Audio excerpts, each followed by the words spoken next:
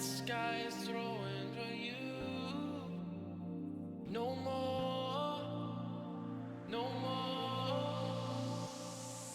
I'm feeling something I've never felt before. I'm feeling something when you walk right out the door. I'm feeling something when you leave me wanting more. I'm feeling something when you leave me wanting more. I'm feeling something I never felt before. I'm feeling something when you walk right out the door. I'm feeling something when you leave me wanting more. I'm feeling something when you leave me wanting more. When you leave me wanting more. When you leave me wanting more. When you leave me wanting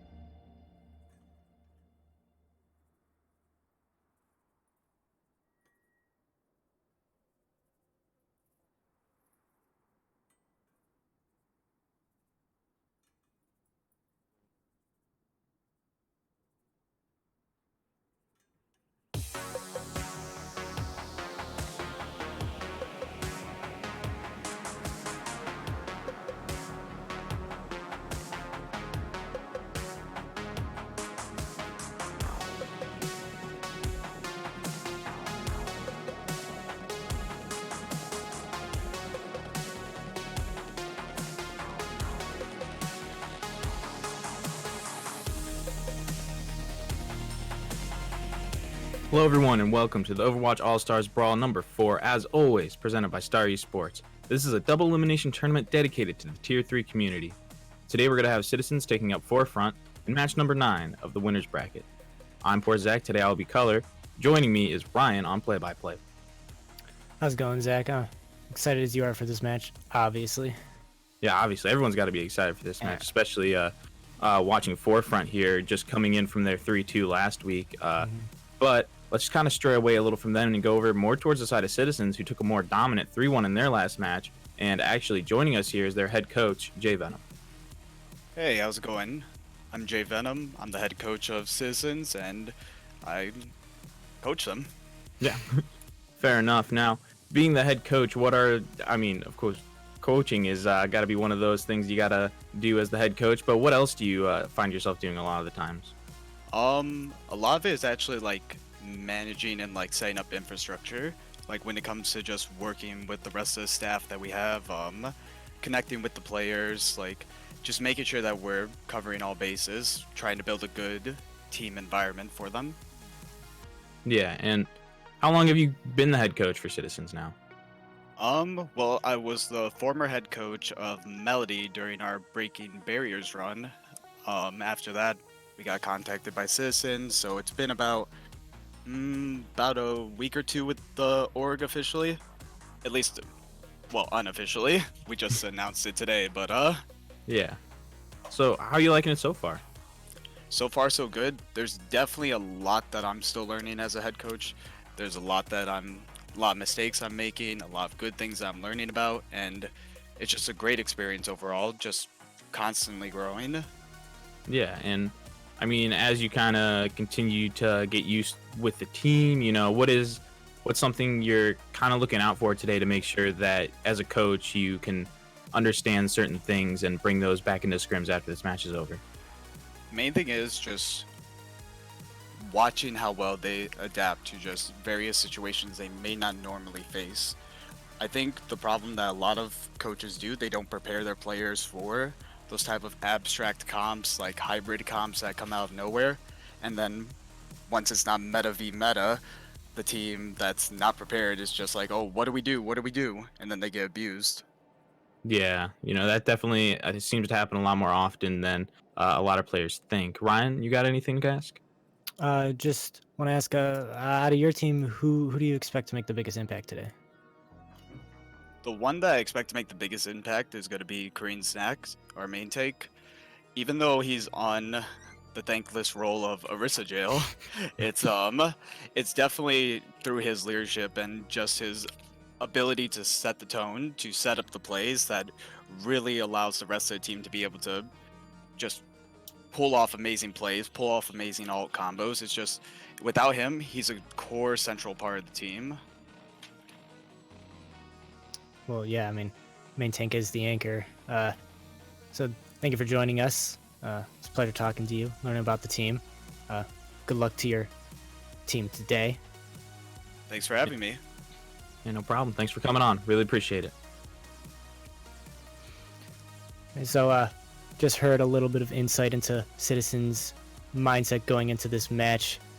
Zach, do you think they have an edge on Forefront? They look like the better team in the first games that they have played. So, what do you think? Yeah, I think in the first games, I feel like Forefront it feels like challenged a bit more when it really came to that matchup. But going into this to count out Forefront wouldn't be, I say, a wise idea. You know, they were very strong. They were able to keep themselves intact while they were still going up against What's Your Peak last time. So I still think this match is probably going to be pretty 50-50 going through here. And even though Citizens did get a 3-1, could they have potentially had a little bit easier on an opponent now that they have like a little coaching switch up? You know, it might be a little harder for the players, but they've been together now for a little bit. So maybe they do have a little bit of that synchronization that we're going to be seeing here today. Yeah, I can't agree more. Game really comes down to synergy in a lot of places, especially with those combos with the Orisa Halt and Dragon Strikes, May Freezes. You wanna be as synergized as you can, and maybe J Venom coming on, maybe getting that to its full potential is what he's been doing. But gotta be looking at Forefront too. They have some great players as well that could be pulling off those combos. Yeah, and I mean, you're going to want to be keeping eyes out on all these players, because don't forget, down below is where you can vote for that MVP who's going to be on here at the end of the match for an interview. Whoever you guys vote for, that MVP will be joining us after the game is over. We're going to be able to ask them a few questions, and it should be a good time all around. Yeah, can't agree more. I mean, I'm not going to vote for an MVP right now because we haven't gotten into the game, but Yeah. I'm excited to see who takes it. I mean, we've seen a lot of great support plays coming out in this meta. Baptiste he's really strong right now. His kit a little overtuned for some people's likings, but so looking at the support lineup, we have to expect a lot of impact coming out there. A lot of damage can be done. What position are you looking at? Positional wise, I mean, I'm not really looking at anybody's specific role.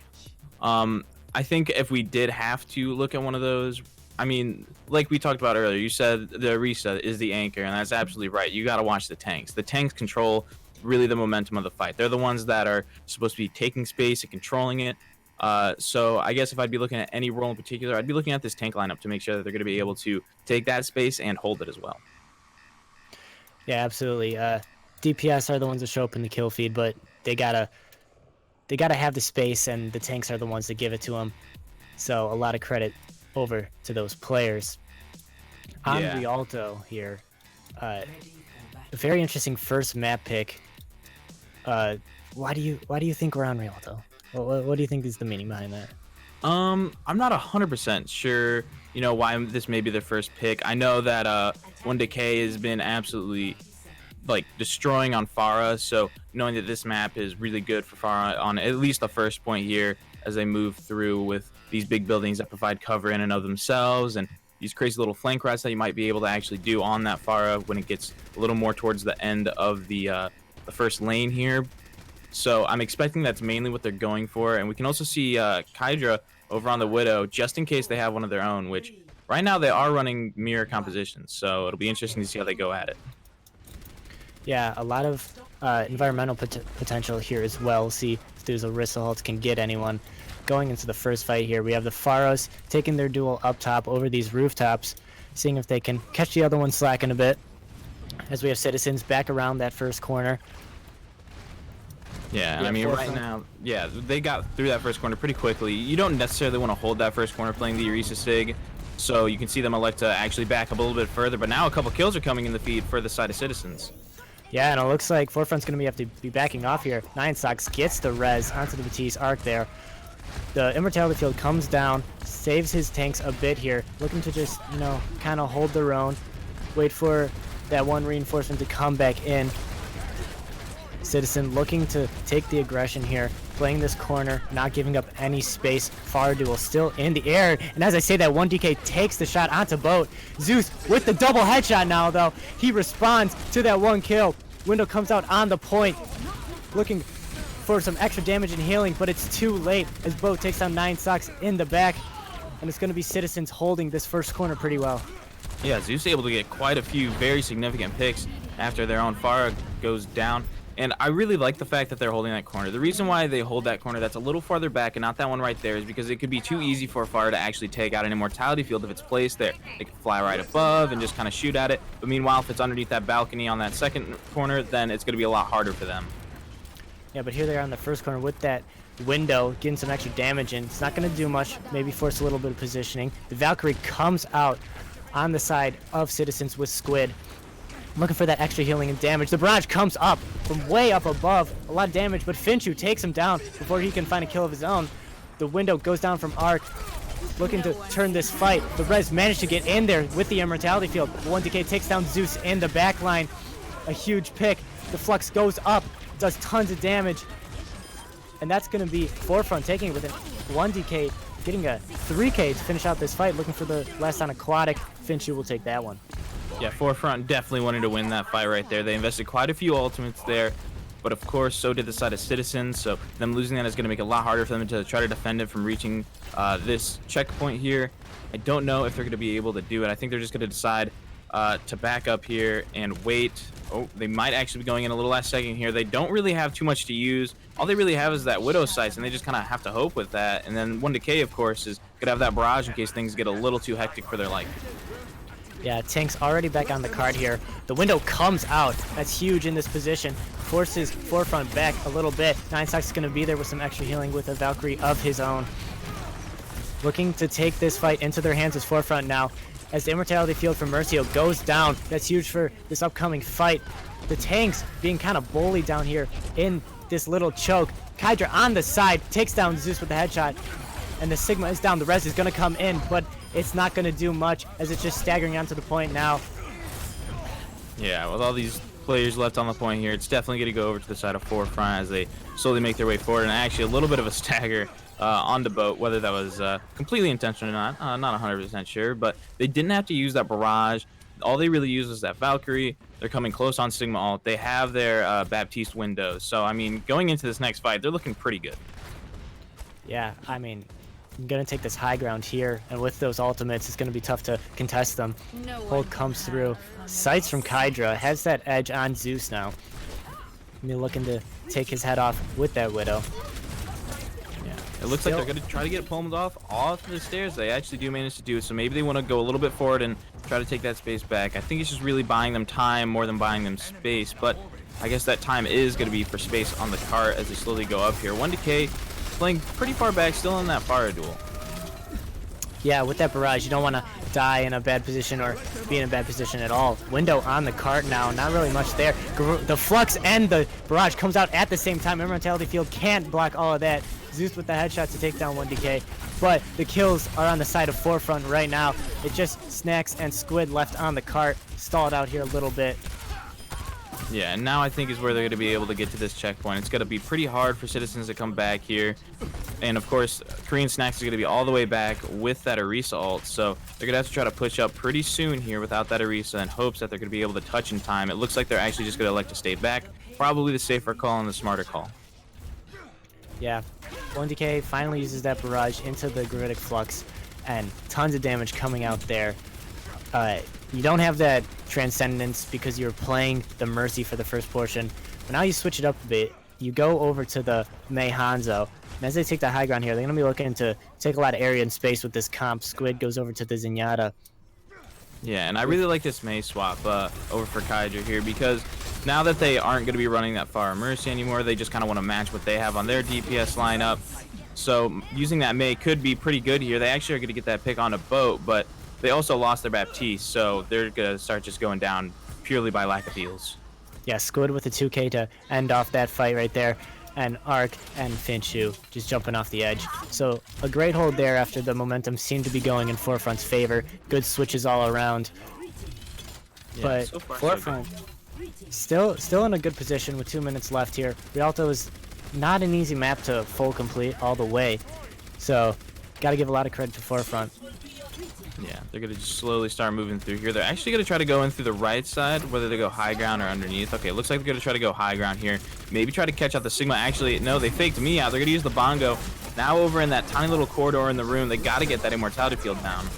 Window is down at the door right here. The Flux comes up, Immortality Field there, but it gets taken out. A lot of damage in there. Everyone on Forefront going low, and finally Squid is going to find Kydra, but Aquatic loses his life for that. Window at the doorway right here, and tons of damage comes through, and Forefront swings this fight back into their favor. It's just two left on the card now.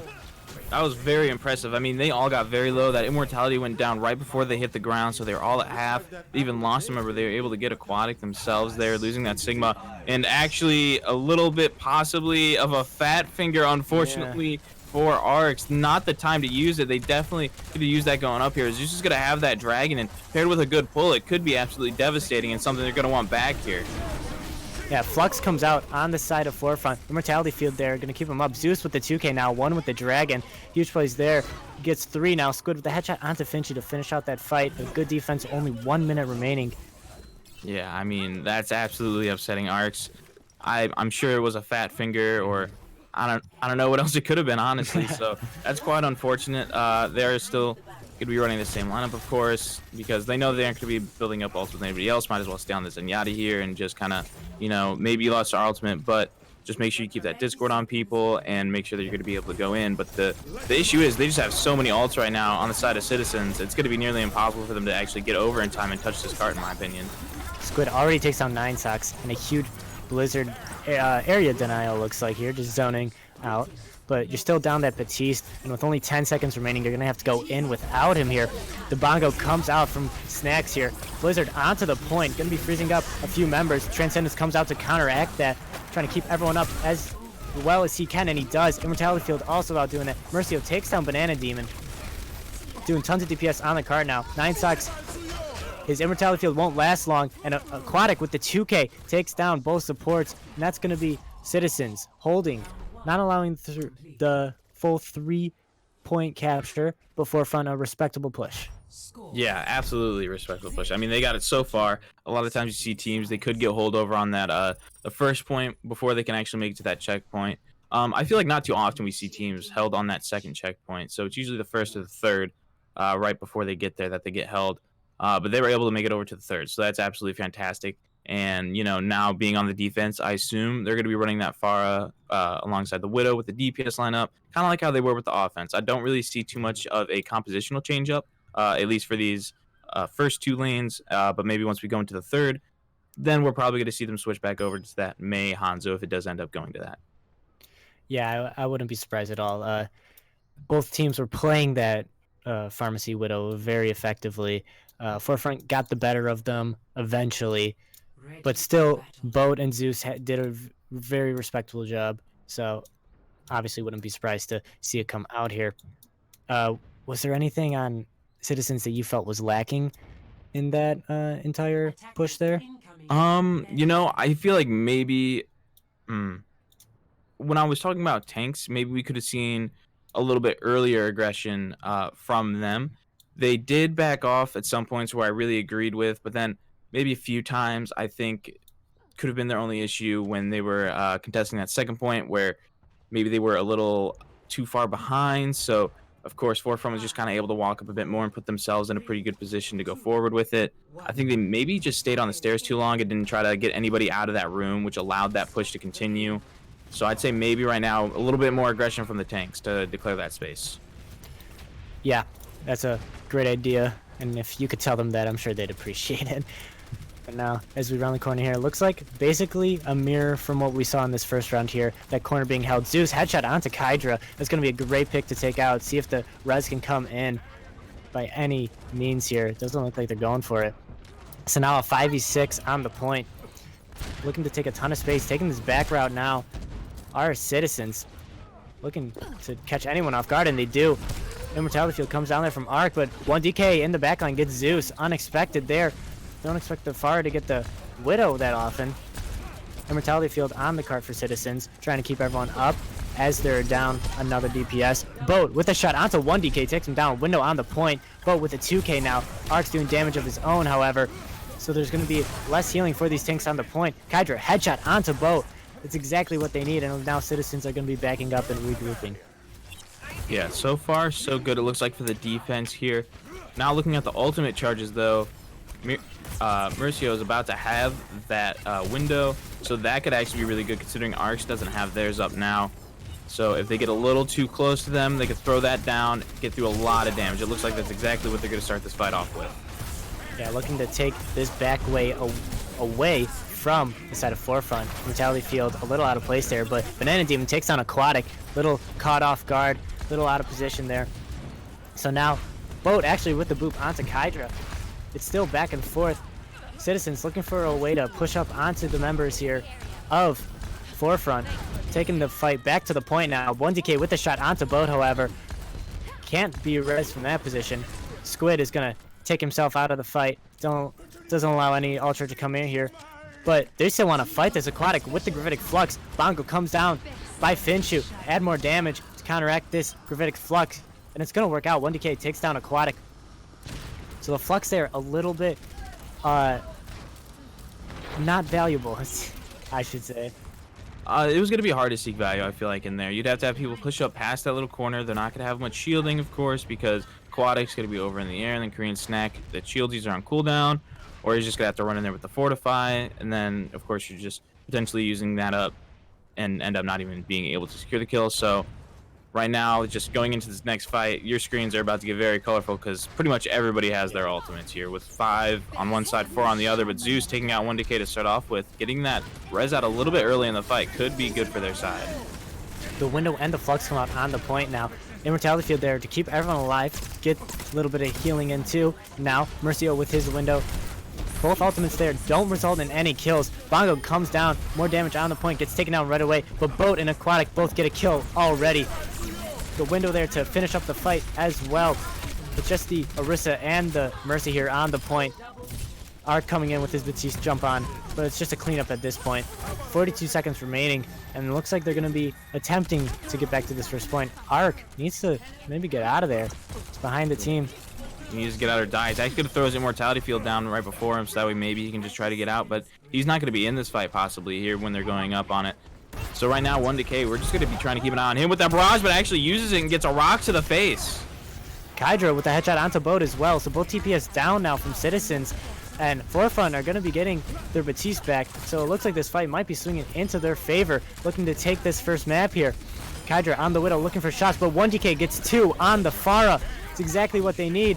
And now with only 3 seconds remaining, Citizens have no answer, and it's going to be Forefront going up 1-0 in the match. Yeah, getting held right at one of those spots where it just feels like it always happens. You know, there's not much they could do at that point. So many ultimates came out from both sides, but losing your Widow early in the fight meant that, of course, you know, they were just going to kind of be able to go in and not have to worry too much about long ranges. Your Sigma's going to be over on the side now because they were with the Widow in case that Pharah tried diving them, because that has been happening before. So then that fight that could have been a 5v6 in Citizens' favor was a little split up, so it made it a little bit better for the side of Forefront. They were actually able to use that in their favor, knowing that they had so much free room to kind of move around and just pick up that point to stop them from capture. Yeah, absolutely. DPS play from Forefront really exceptional there.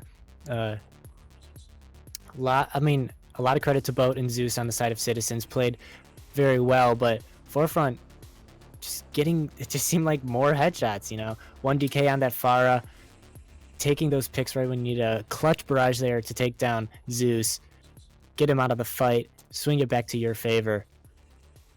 Yeah, and I mean, going into this next map, Citizens is going to be choosing it. Forefront, of course, did pick Rialto, so it's not too surprising that they won on that, especially since it's such a strong Pharah map, and they have that strong Pharah. So hopefully Citizens are going to be able to realize this and understand what they should and shouldn't pick. Yeah, absolutely. I mean, when looking at this team right now, Forefront goes up 1-0. Do you have any MVP favorites? Because, I mean, Twitch can vote for it down below, but I want to hear your opinion too, Zach.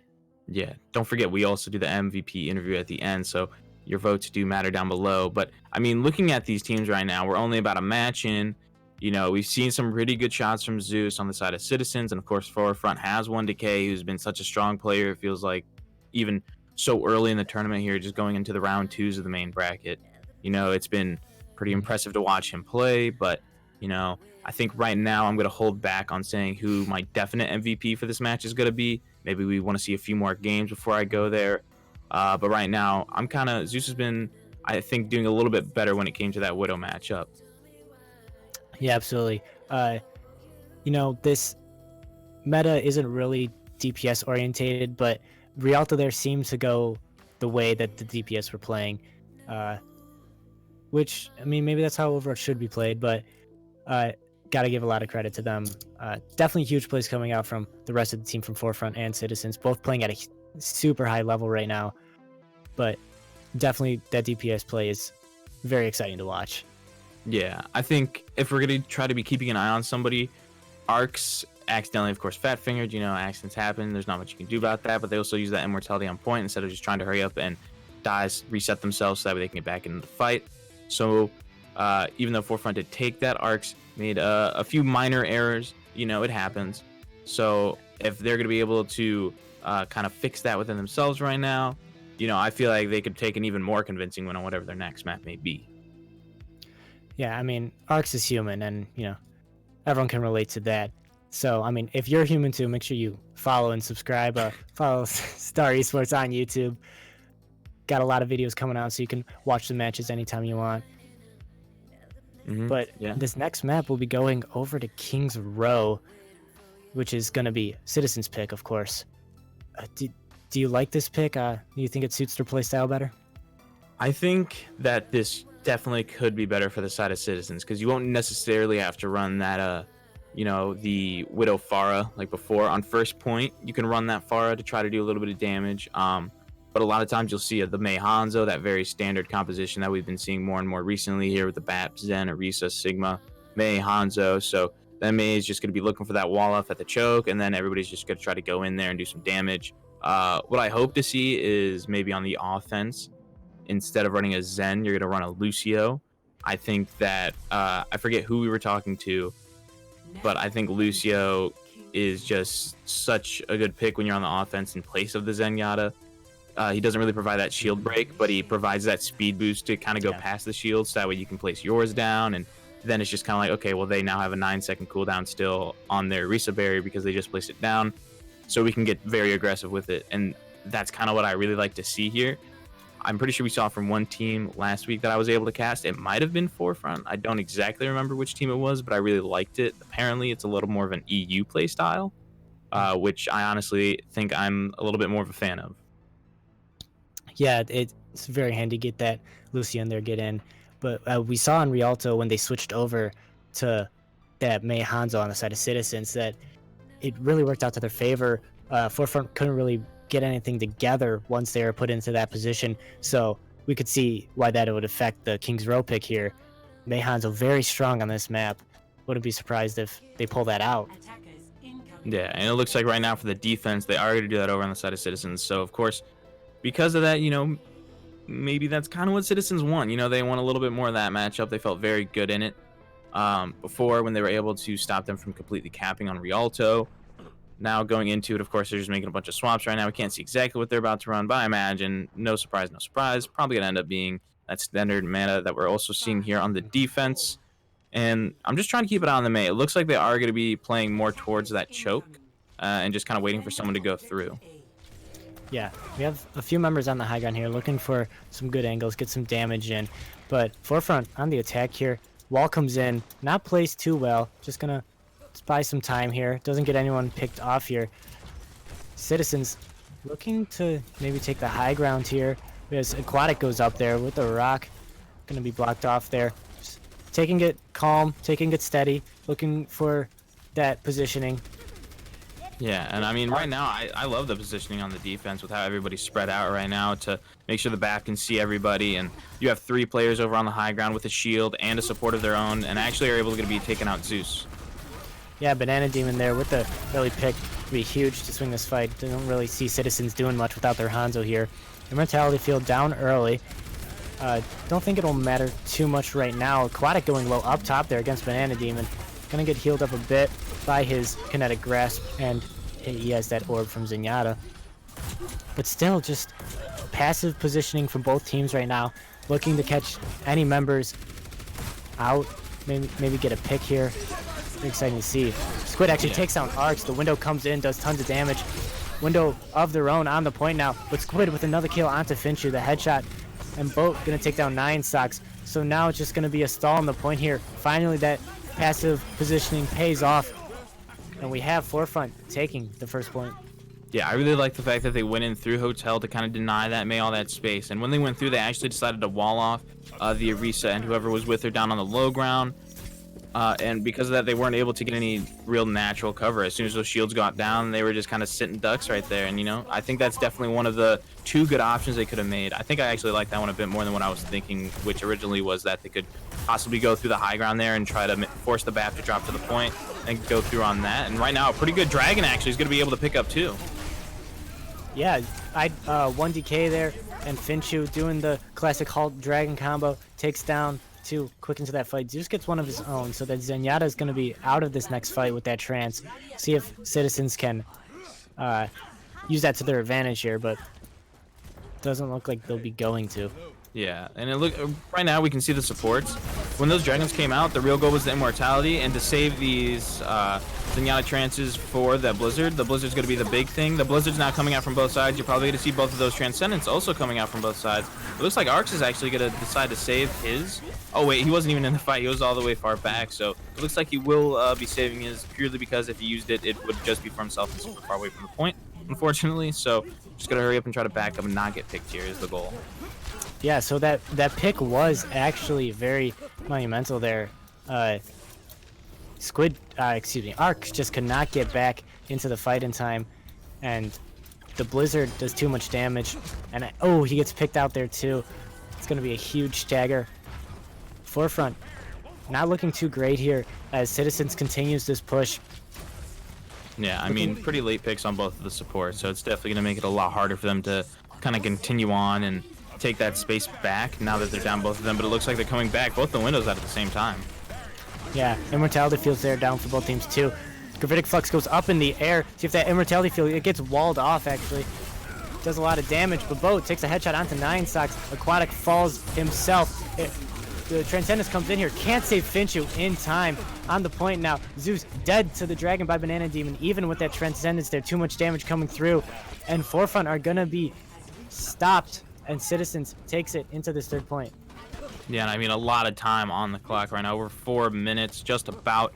And I mean, they have such a large time bank, but of course, we see teams held here a lot of the times, and it looks like they're doing a really good job right now on the side of Citizens in kind of taking that little first corner space. They are going to back up a little bit, waiting for their Sigma, of course. They don't want to get too aggressive, and actually, that over-aggression gets Zeus caught out.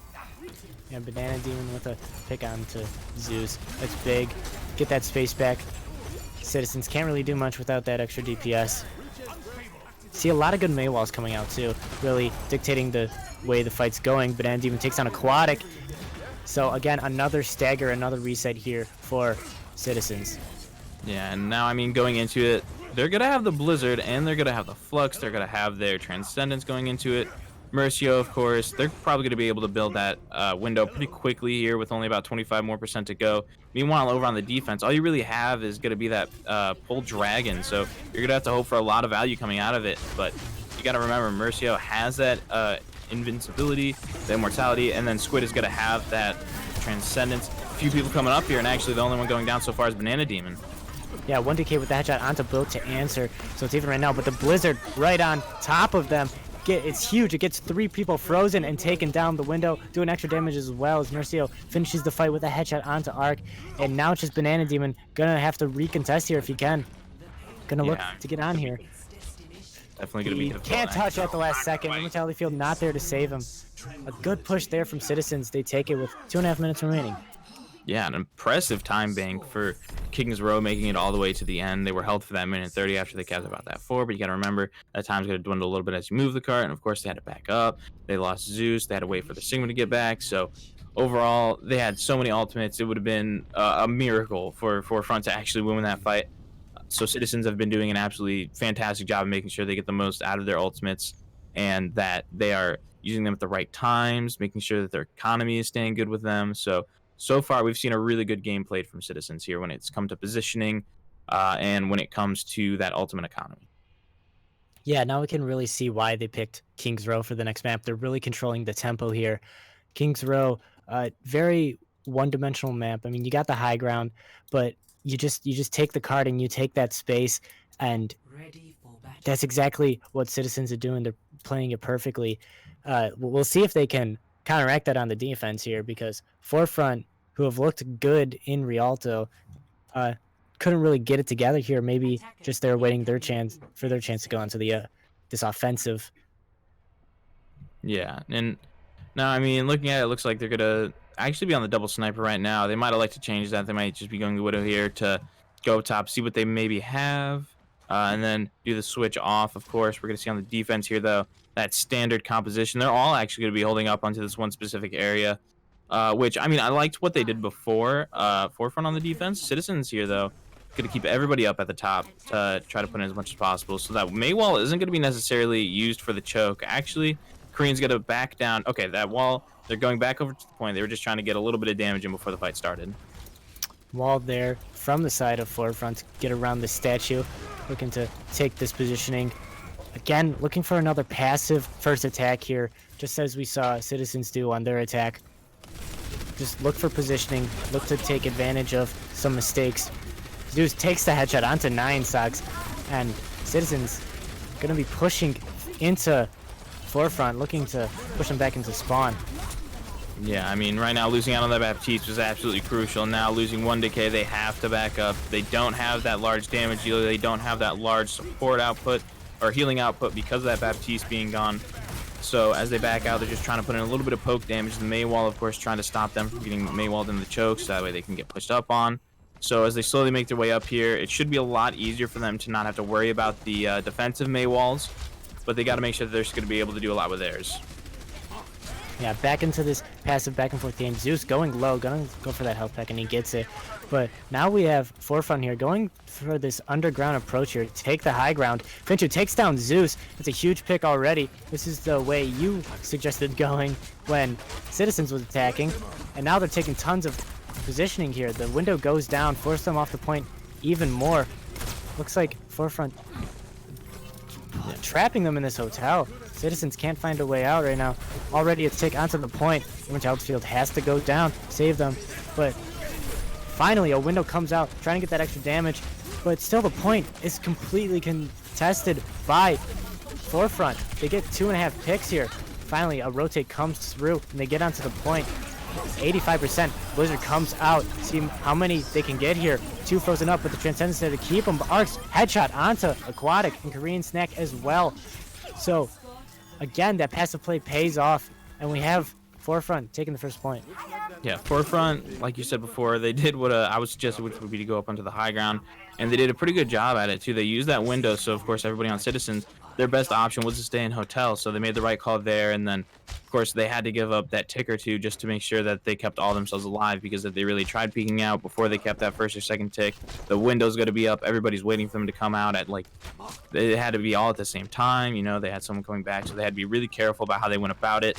So that was a very hard game for them to play, and I think they played it nearly as perfect as they could have. Yeah, Bongo comes out here from Finchu. The Dragon comes in as well. But the Immortality Field's on the other side of the wall. Zeus gets 3-2 with the Dragon. And he's now Citizens are going to be pushing up. Take out the rest of them. Snacks takes out Finchu. And a great Dragon there and a great Maywall as well. Yeah, pretty impressive Dragon and Maywall combo there to kind of, like, you know, split them off a little bit. All that damage coming through from that Dragon, of course, is going to be able to take someone out fast. You know, I mean, those things, they're nothing to scoff at. You know, you got to make sure you put down that Immortality Field, because even if you're in that for a second or two, you're either going to be dead or you're going to be super low. And going into the next fight, we have ults coming online here for Forefront yet again. Flux comes out from Aquatic. Immortality Field on the ground now, going to keep everyone alive. Windows out from both teams. Flux is going to come out late here from Banana Demon. A lot in the air, no Immortality Field, but he's taken down. Blizzard gonna be coming in to try to clean up this fight here, and it's going to, as everyone gets frozen. Zeus with 2 headshots really helps out there. Yeah, a Great few ults response. used here on the defense and on the offense. So, looking at it, I mean, Banana Demon used his ultimate to try to get a lot of damage in. He was able to pick up, I think, pretty much everybody with that. But, of course, the Immortality field was still down. Everybody was all clumped up together, so it was easy for that BAP to heal everybody. It was going to be hard to pick somebody out. The rest of his team would have to push up. So, not really optimal for the rest of his team to kind of go in with that. And then the Blizzard at the end just to clean up was also fairly good from Boat, allowing Zeus to get a couple more headshots and build his dragon back up. Yeah, Dragon comes out to take some space here. The Transcendence out as well. Keep everyone up, even though not really much was happening. Is Arc actually taken down by the headshot with the amplified May Icicle. Hydra takes one down up top, but Zeus takes him down in return. So back on the defensive R4 front yet again. Not really able to get through this choke here. 2 minutes remaining. Citizens still doing a really good job at their ult economy, even though they just used a couple there. Right now we're asking for a pause. And it looks like right now, ultimate economy wise, they're doing pretty good, it looks like. Because they are going to have both of those support ultimates here. Yep. Citizens looking really good here to keep holding on. Gotta expect forefront to maybe just do a dry push. Window comes out, puts them back around that corner, so they can't really get much momentum here. Window placement very, very important to take space and force time and the enemy to go back. But finally, forefront back onto the card now. Korean Snack a little out of place here, but Maywall finally goes down and he can get back to his team, get healed up. The Transcendence comes out to keep everyone up. No ultimate used there. Immortality field on the side of forefront. Frozen all around. Window right back to the point. Zeus with the Storm Rail kill onto Hydra. That's going to be huge. The Blizzard goes in. 1DK headshot onto Aquatic. But the Blizzard's there. And 3-4 members are frozen. That's going to be Citizens taking the fight to them and taking them out. 30 seconds remaining. That was really good by Citizens. They managed to use 3 ults that fight. Now they're going to have 3 for the next one. Now looking over the side of forefront, though, going to be here on the offense. They're also going to have about 3 ults of their own. Make that 4 even potentially here. So it could be pretty good for forefront if they're able to use these to the most potential that they have here. I think right now the big thing that we're going to want to be looking at is going to be that Blizzard. You know, they aren't going to have that Transcendence. It looks like they're actually going to back up here, make themselves a little farther away, so that way if they do decide to Blizzard, maybe you can read their aggression a bit more and try to eat it. Starting off actually with the Dragons here, though, could do a lot of damage before the fight's even started. And it does. 9Sox goes down, and that's a huge pick to start the fight in overtime now. Flux and Bongo comes out. Blizzard there onto the point. IDK with the Storm Arrow onto Mercio. Boat goes down as well, but Aquatic and Zeus are holding their own. Bongo comes out on the side here of Citizens, trying to do as much damage as they can, but forefront are pulling it back. Kydra and Finchu taking kills there, and now it's just Snack on the card, taken down in overtime. It looks like they'll be taking the second point here, finally. Yeah, a little scary, a little sketchy. Yeah, no one is going to be able to make it in time. They're going to be able to cap this second point, but they're only going to have a little bit of time in the bank to go all the way through here, 1:30 and counting. So they probably aren't going to be able to finish with time if they are going to be able to finish at all even. Yeah, finishing with no time means that Citizens does ensure the draw here, which is huge in this series. Taking this corner. Citizens probably just trying to play a more passive game, trying to get that clock ticked all the way down. Looking to take the map. Back and forth right now. Maywall comes up and down. Drawing time. Banana Demon takes down Aquatic. That's a huge pick on the side of forefront. They want to be looking to take this map. Looking to find damage. Immortality field down. Keeping Snacks alive. And he does. 1DK, excuse me. Takes down Zeus. The Window in the backline trying to do extra damage and healing from Mercio. And it does. But the wall comes up and takes Korean Snack away from his healers. Immortality on the point. Not going to last long. As now they're just staggering themselves out. Trying to take that time off. Yeah, that looked like that's what they were doing there, actually. Just trying to stay there as long as possible with Korean Snacks on the point with that Orisa, using that Fortify, getting all those heals from their Baptiste, and then Mortality being thrown over a little too late, and then just try to stall out for as much time as possible. And now with about 12 seconds left on the clock, even if they are going to be able to win this fight, there's no way they're going to win it in time, so that way they could potentially have the chance at completely taking this map. It looks like they might be playing for a draw here, depending on how it goes. Boat in the backline gets a Blizzard, 2 down, but Transcendence is there to keep him. 1DK takes down Boat with a headshot, but Kydra's down himself. Finchu takes down Snacks, so that's a tank out of the fight now. Both Bongos are taken down. Squid doing damage off to the side here, trying to put the fight into his own hands. Immortality Field on the point. Banana Demon gonna look for the Flux. Flux responds there from Aquatic, even though he's dead. Doomfist back on the point with the ball as well. They're looking to try to end this right now. No overtime. It's just 9 sucks, and they're going to be doing it. The stall comes out. Kydra back on the Doomfist. Has to do it all himself. Lucio's there as well. Arc back on the Lucio. See if he can stay alive any longer, but no. Boat takes him out, and that's going to be Citizens taking it, tying the series. Yeah, Citizens are doing an absolutely fantastic job on the offense there to get it pushing, and then making themselves really good, put in one position on that second phase there on King's Row. Really good job all around from Citizens on this map, and actually Zeus hitting quite a few good dragons, usually able to secure a kill or two at least, and then just able to push in on that, make sure they get the rest of the team down, you know. So you don't usually see value from dragons, I feel like, at least picking up 1 or 2 every time they use it. So the team seems to be doing a really good job at securing those kills with that, whether it's through a pull or a Maywall to kind of block everybody off from, you know, moving out of the way of it, taking that immortality fast. You know, they've been doing a really good job with this Hanzo pick. So now going to the next map, which Forefront is going to be able to pick here, maybe they try to go for something that won't have that Hanzo May composition be so necessary. Yeah, it definitely seems like that Citizen strong suit right now. That more close quarters brawly type of gameplay where they can control their own tempo and play their own game. They don't fall victim to whatever Forefront wants them to play. Yeah. We saw great plays coming in there as well.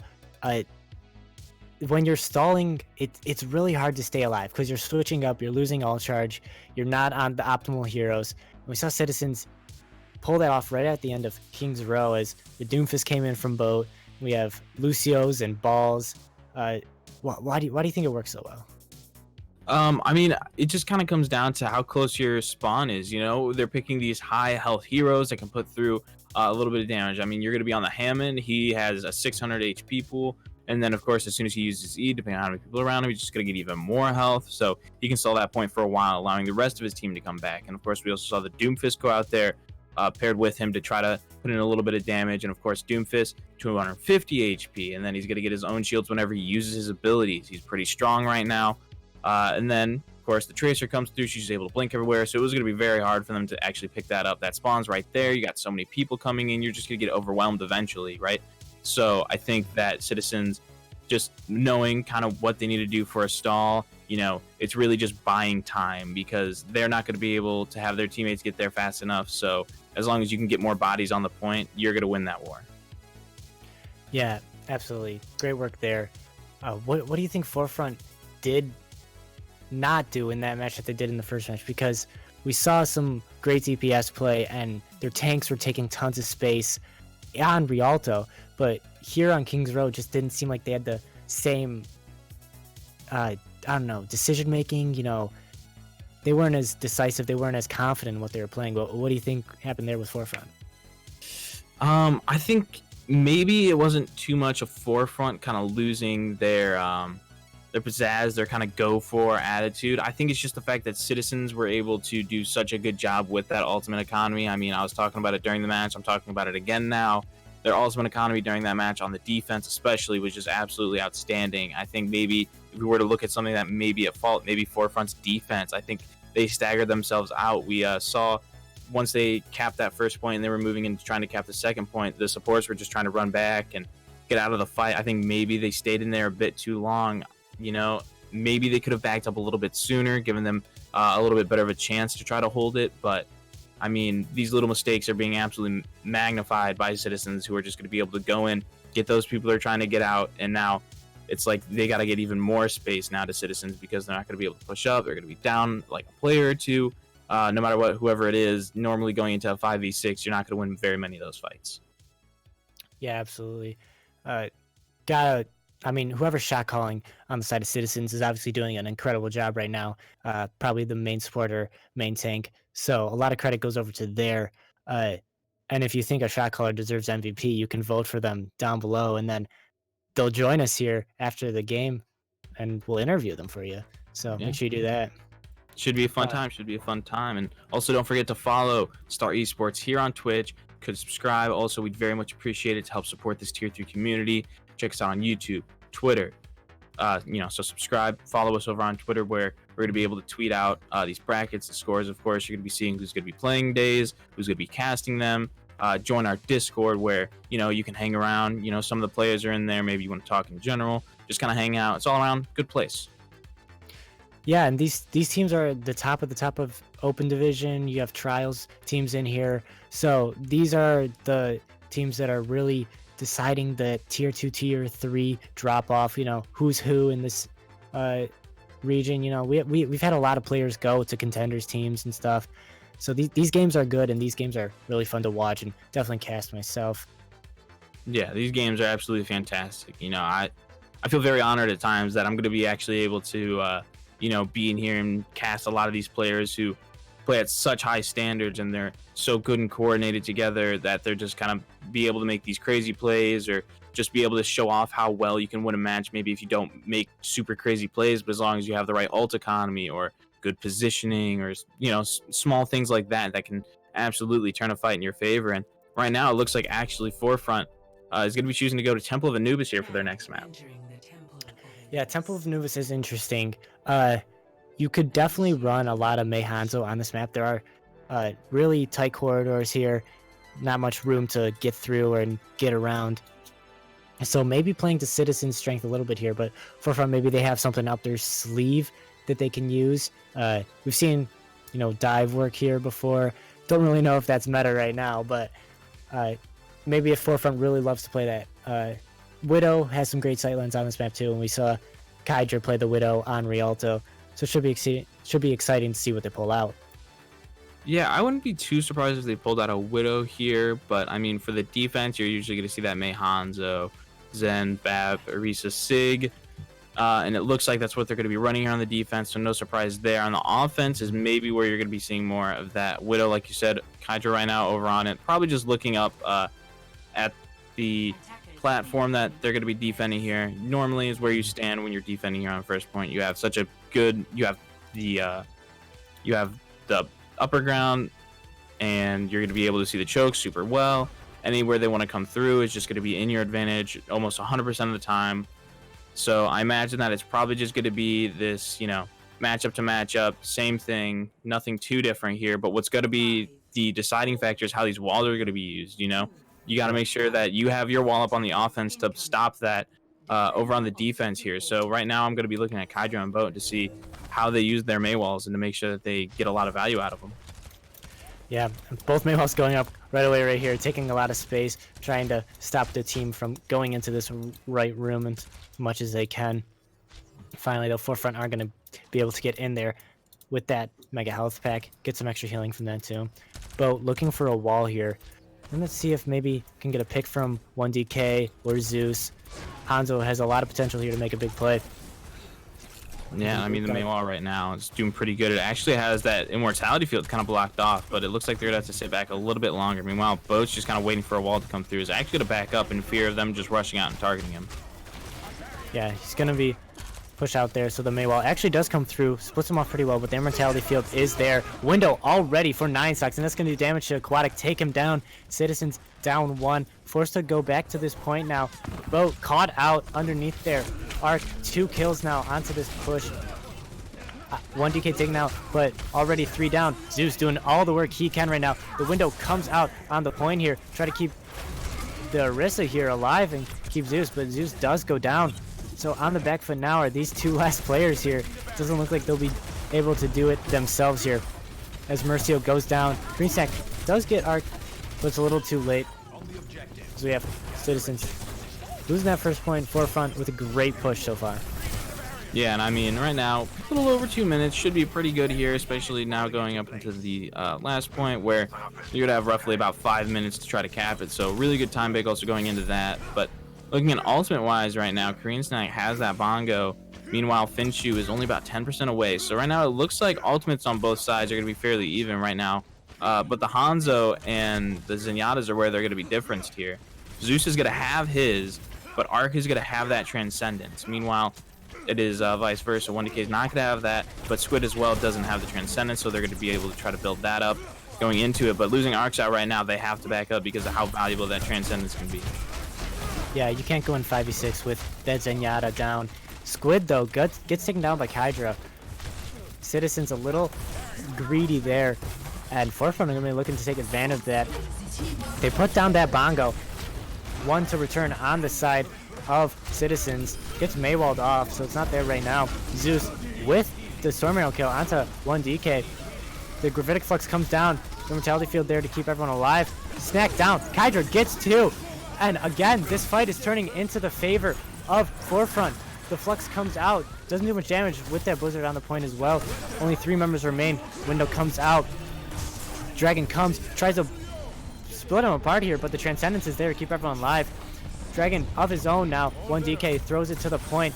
Trying to get a pick here. Both tanks down yet again. Blizzard onto the point. See if they can turn this around as much as they can. 9Socks does go down because of that Blizzard. Transcendence out from Squid. Does a lot of healing. Keeps people alive. Boat in the backline also gets Finshu. Aquatic back on the ball. Takes down Arc. And on the fight. On the point, excuse me. It's just no one left. Yeah, and not even able to capture one tick. Yeah, Citizens doing a great job at playing, again, a passive game, which is what we have seen a lot throughout the series, just playing passive and waiting for the enemy team to be a little bit out of position. Yeah, I mean, right now, just looking at that first fight over on that last point and how it went, I mean, everybody used their ults. If you had them, you used them. If you built them during the fight, you used them. So right now, it looks like this next push is just going to be going in. Everybody's just trying to get a little bit more ult percentage there. And actually, both's going to be able to take out Kydra. So, of course, they won't be able to push in too much. And Citizens want to be able to get their ult percentage up before they do on the side of Forefront. So they're going to actually push up here, try to put a little bit more damage in, knowing they don't have that Mei wall they have to worry about. So they won't get picked off. They won't get split. But now backing up because they know that Mei is going to be making her way back here very, very shortly. Yeah, you want to take that aggressive approach once you get that pick onto such a strong character like Mei. Once she's out of the fight, you have a lot of room to work and can be a lot more aggressive in your approach. Yeah, and right now that Mei wall going up there to try to make sure that they don't get themselves blocked off. Kydra actually going down right now, so again, they're going to be down that Mei, so there's not much they can do. They can't really back out. They don't have a Mei wall to do much about it, so they're going to elect to use that Hanzo ultimate and actually be able to pick up 3. An incredible Dragon there. 1DK does it. The Immortality Field just misses. 9Socks gets 2 to clean up the rest of the members. And now it's just 1 tick remaining here. The Dragon's going to come to the point. Squid here back on the Lucio. Touches at the last second. Flux is there to pull him up. And he goes down. But Zeus headshot onto Arc. Trying to pull this back. Korean Snack on the ball. Doing tons of damage. Hanzo down. 1DK can't stay alive. Finshu on the point now against the DPS. Can't stay alive either. So actually, Citizens are going to be pulling this back. Kydra, 2K though.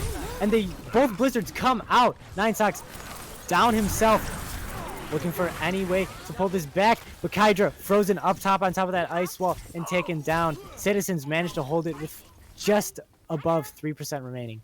Wow, I mean, that was a close one there. An amazing Dragon actually coming through from 1DK.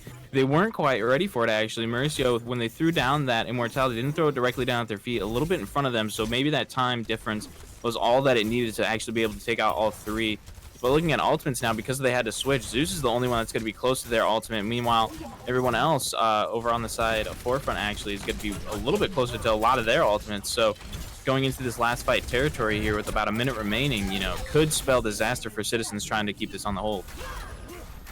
Yeah, absolutely. You lost a lot of those ults in that hold. I mean, it's definitely worth it. You got that time, and obviously you didn't give up the point. But Forefront should hopefully take it here. Big opportunity for them. Just hope no one can get picked out here as that Mei wall is stopping them. Can't get them through that hallway. Finally get there. 30 seconds remaining. Well, 1DK actually gets a pick onto Zeus. Bongo gonna come down here from Finshu. Extra damage to push onto this point. Make it their own. The Mei wall comes up and 2 are there. Blocked off. Immortality Field can't save him now. 1DK in the back actually gets a headshot. Another Dragon comes out. Zeus, 1DK down. Squid with the melee onto Banana Demon. Arc with the Transcendent. Does a lot of healing. But finally, it looks like Citizen are going to be holding yet again. Just 2 members on the point here. Finchu and Arc in the back there. On the point now is that Tracer. See if they can do any damage. Kydra takes down Boat. Aquatic takes down Finchu. The Doomfist back can't do much. Flux onto the point.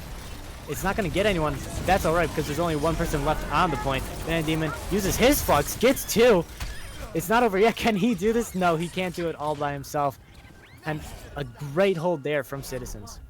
Yeah, I mean, it was getting super sketchy. I mean, they were able to, on the side of Forefront, cap up to 96.7%. And now, of course, they were going in. That was last fight territory. The picks were kind of going back and forth, but it's not really when you want to see when you're on offense. You want a really definite, we're getting picks. The defense is dying. Hurry up. Cap this point. But since it was that back and forth when it came to bodies getting back on the point, same thing we kind of saw for Kings Row. On the defense, of course, Citizens were just making their way back in even that much faster because of that spawn point. So in the end, that's what's going to make it for them, is just being able to get to that point so much faster than the set of Forefront's going to be able to. Yeah, just a great stall and get back to the point system that they have going on. Citizens seem just very good at that. Just you got to feel bad for Forefront being so close, just over 3%, and can't do it. Maybe their defense is going to be a lot better, but Citizens have the advantage here. They can just take this map with this push right now. I mean, Forefront has to pretty good. What does Forefront have to do on the defense here? That's a tough question. I think it's going to come down to the Maywalls yet again. I mean, it's hard to say that, you know, the Maywalls aren't a huge deciding factor in these fights when they most definitely are, you know? I mean, they have to kind of start off that potential engagement or stop that potential engagement from going on here, whether you're on the defense. Maybe you put up that wall to stop people from running in, and you're able to get like 1 or 2 from the rest of their team, so you're going to be able to push on them. Or maybe you're on the offense and you want to put up that first wall so that way they aren't going to be able to try to cut you guys off. So again, I think it's just going to come down to the Maywalls here on our first point. Once we get over towards second, though, maybe it's a little bit different of a story. Yeah, gotta agree there. May, just such a strong character right now. See, these walls go up right away and allow a lot of positioning, but actually Forefront are going to take 2 picks to start here. That's going to be a halted push there quickly from Citizens as they take down Boat late as well. Looks like Aquatic's going to be caught out too. And that's the magic of a Maywall. Blocked off and a lot of damage came through. Yeah, I mean, it was a really good pull above that Maywall there. The rock came through. The Maywall went down relatively immediately, so as soon as they hit the ground, before so much damage coming through there, you're going to lose 2 people, and then losing Boat pretty soon after because they're pushed up over into that Mega. Meanwhile, the defense is trying to push up to make sure they get more kills, try to get as much time blood off the clock as possible.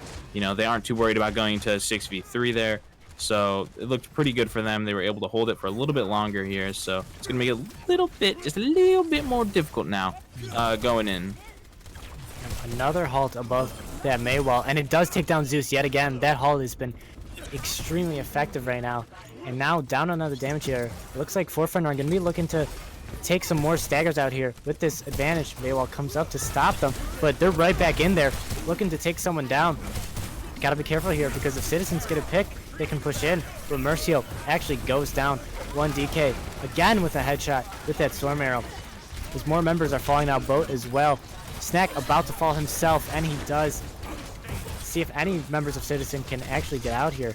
Looks like they do, as Aquatic gets around that corner.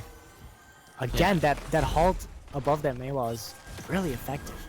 Yeah, super effective. The halt, you know, it is a very strong ability, just being able to pull someone above that Maywall. They're stuck in the air for a few seconds, it feels like. You know the pass that they're taking when they're going up, when they're falling down. So those shots can be very predictable, putting through a lot of damage now with a little under 2 minutes remaining.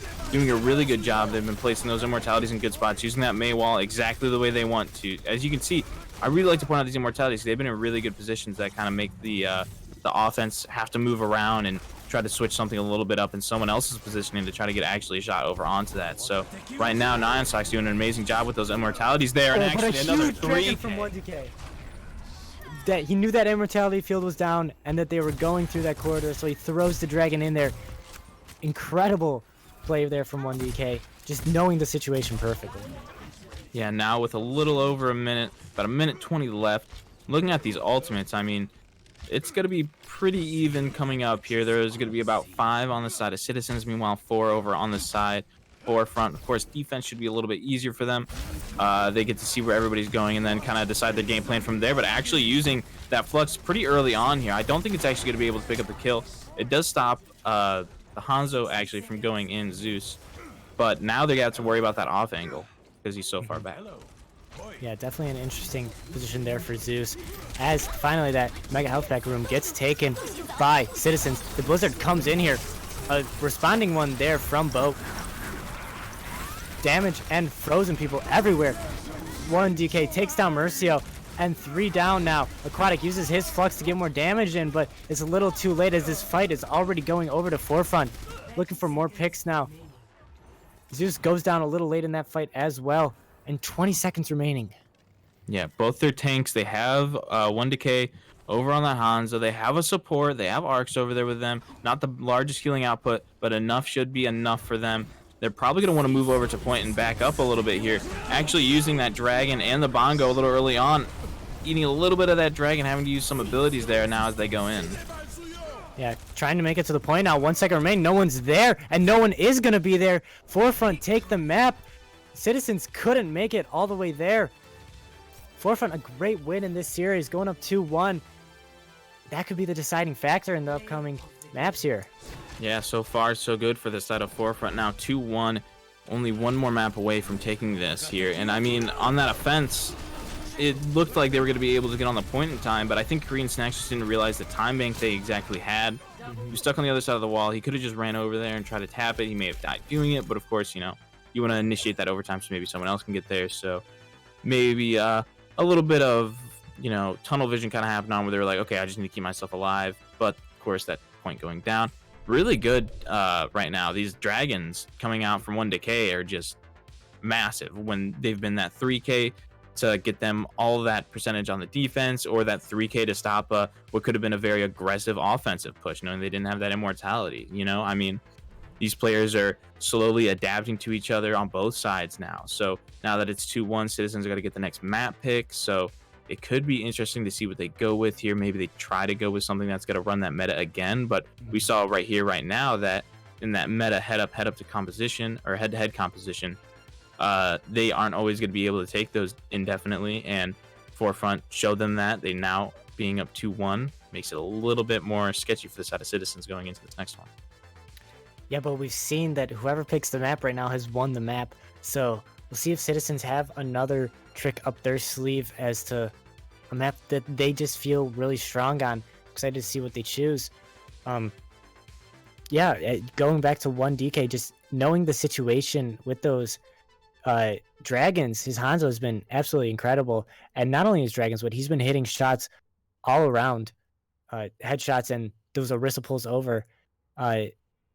I mean, anyone right now could be our MVP, but 1DK might, you know, have a slight edge on some other people. If you think that's the truth, then you can vote for MVP down below. We'll bring in your MVP after this match. And make sure you follow and subscribe Star Esports on all platforms, Twitch, YouTube, Twitter. A lot of updates coming out from this tournament, from future tournaments, you know, teams everywhere. It's a lot of fun. Yeah, always a lot of fun. Don't forget to follow us, you know, kind of keep up with everything we got going on here. Now we're just waiting for Citizens to pick their next map. I mean, it looks like they're going to go with Eichenwald, so a map kind of like Kings Row, the same sort of play style, with it being that hybrid map. So that defense they're going to be able to try to hold on to there. But I think the big scary thing about it is it's a really good Pharah map for first point, and 1 Decay has proven to be really good on this Pharah pick. So I think, you know, on the side of Forefront, they're going to be pretty happy going into it. Yeah, this is a good map for them to play. As you mentioned, 1DK's Pharah. 1DK has been pretty impressive so far this match. And they're going to be taking the defense first too, which is exactly what you want. And you want to establish that Pharah first.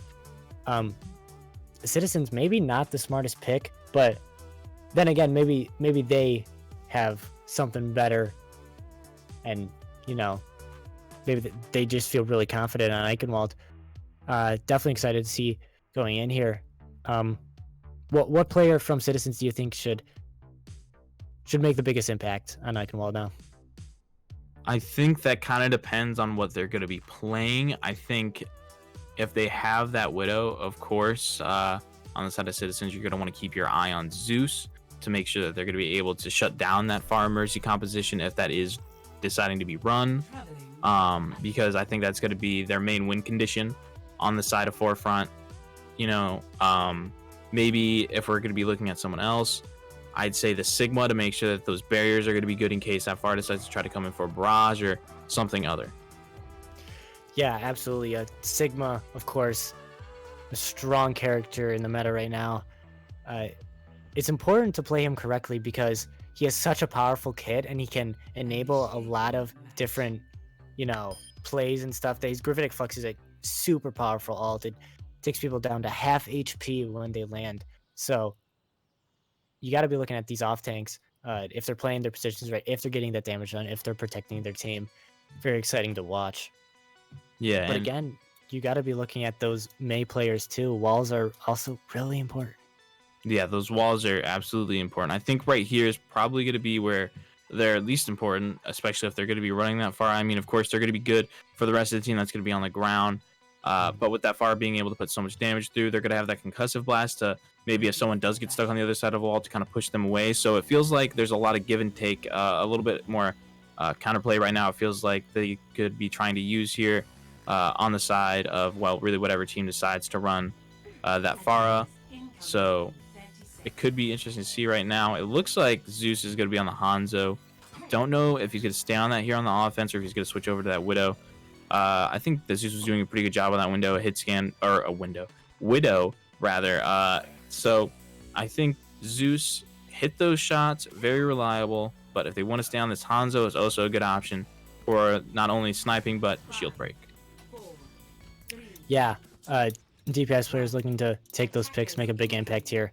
We do have Boat on that Pharah right now, so it looks like this is why they picked Eichenwald. Confident in Boat's Pharah, looking to take a big flank here around that right side. See if 1DK and Kydra can deal with him. 9 sucks too, a lot of damage coming out from that Baptiste. He takes a few pot shots in right now.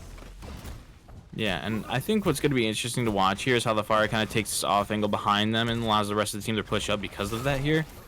So using that immortality actually fairly early, the concussive blast, to put them a little bit out of position of that. So they're going to be holding in a not really favorable position here in the corner of the point. Meanwhile, the offense is just going to be pushing up, trying to take as much space as possible, and are going to be able to actually start ticking up this point percentage little by little. Yeah, on the point now are the tanks. Discord, it is one of the tanks here, the Sigma. 1DK actually with the Stormer onto Aquatic, taking down that Discord Orb does a lot of help there, but Boat also takes down the Sigma. So both Sigmas down now. Window down for the side of Forefront. 9 Socks built it up really quick there. Squid down as well. Losing your Mercy is huge in this fight now. Looking to get some extra percentage maybe. Zeus gets the answer onto 1DK. See, this fight is still back and forth. A 5v4 coming in right now. Not enough players there for Forefront maybe. Looking to take this aggression now. Our Citizen window comes out from Mercio. Zeus headshot onto Arc. That's a huge pick. And it looks like they'll be taking this point here. Looking to get this momentum going. Back on the point now are the tanks of Forefront, Finchu and Banana Demon. 1DK with the melee onto Zeus. Blizzard comes in on the point, sectioning a ton of it off.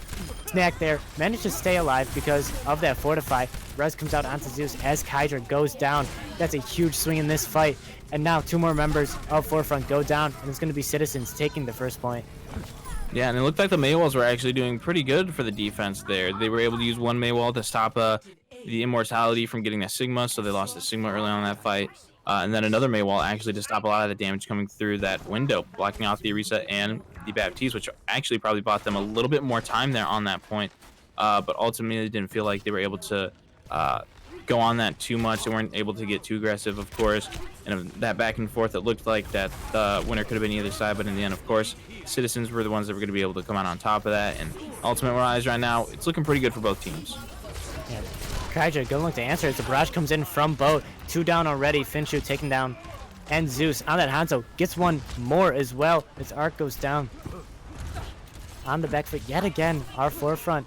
A great ult storm there coming through and some great shots from Zeus. Yeah, and Kydra switched over to that Widow to try to contest that Far Mercy here. Haven't really seen too much come out from it just yet. They're just kind of waiting for the rest of their team to go up and get into position. That way they can be a little bit farther behind and not have to worry too much about trying to get dove upon. But we can see the Far Mercy actually just hanging out right above this little doorway that they have to come through here in the spawn.